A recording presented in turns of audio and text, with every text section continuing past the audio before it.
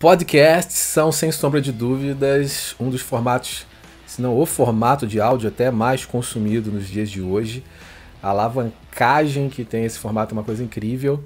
E muitos músicos se perguntam, caramba, se tem tanta gente consumindo podcast, como que eu poderia utilizar esse formato de áudio para poder fazer algum tipo de ação com a minha música? É possível, é possível.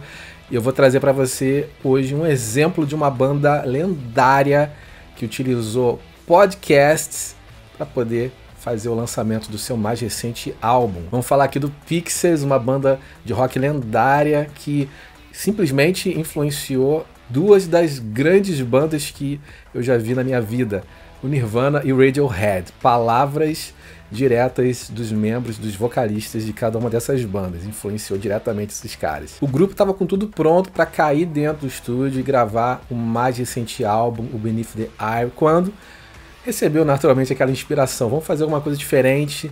A gente é uma banda que tem décadas de existência. Vamos começar a fazer algo para se conectar com uma audiência mais nova, ou vamos trazer essa base de público que a gente já tem para mais perto. Quando veio a ideia de criar um podcast documentando todo o processo de criação e gravação desse novo disco. Nasce então o It's a Pixies Podcast, um verdadeiro diário onde a cada episódio a banda mostrava sem cortinas todo o processo de gravação, com uma estrutura de podcast muito profissional, muito bem feita, onde você tem ali um narrador, um cara que direciona a comunicação para quem está ouvindo e mostra os bastidores de gravação, de composição, de criação desse trabalho de uma forma muito organizada, muito profissional, criativa e que chama a atenção pelo nível de detalhes. Só para você ter ideia, todos os episódios somam mais de 300 horas de todo o processo. E é bacana que a cada episódio o podcast mostra a evolução do trabalho e a reação, o mais interessante, a reação de cada membro. Nem todo mundo tá feliz todo dia, tá de bom humor todo dia, nem todo mundo tá com aquele astral perfeito, e isso fica pontuado, documentado em cada episódio. Além de envelopar todo esse processo de gravação, mostrar essas reações, o podcast serviu para literalmente vender o trabalho para os fãs. Os fãs começaram a entender exatamente o que a banda queria passar com esse trabalho antes desse trabalho ser lançado. E você que me acompanha, você sabe que eu falo sempre uma palavrinha que é chave, né? Antecipação. Então, o que o Pixies fez? Ele criou uma atmosfera de preparação, ativando essa base de fãs a ficar mais curiosa, mais aguçada.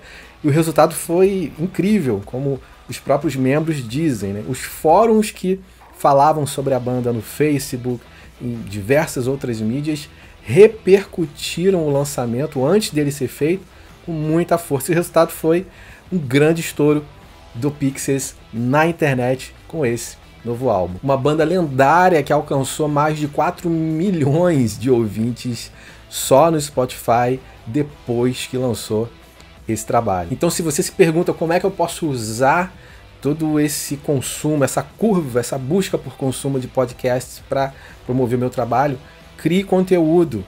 Um exemplo foi o do Pixies, que transformou o processo de gravação em episódios bem estruturados. Vou deixar inclusive o link para você ouvir aqui, tá em inglês, mas vale a pena você ouvir para você entender como é que eles estruturaram, contaram toda a história de gravação nesses episódios, entreteram e venderam o trabalho sem falar diretamente que aquilo ali seria um trabalho. Estava implícito. E a história que eles contaram vendeu o trabalho. Então, quer trabalhar com podcast, trazendo para o ambiente musical, quer vender a tua música através de podcast, crie um formato que venda para as pessoas histórias, e a tua música tem que estar conectada a isso. As pessoas ouvem podcasts querendo consumir conteúdo denso, não é 1 minuto, 2 minutos.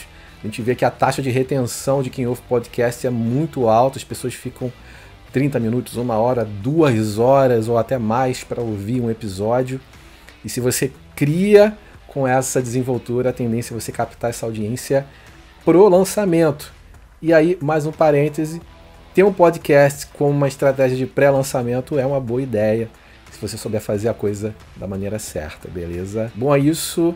Fico por aqui. Se você não é inscrito do canal, se inscreva no canal, ative as notificações. Eu te vejo em breve no próximo vídeo.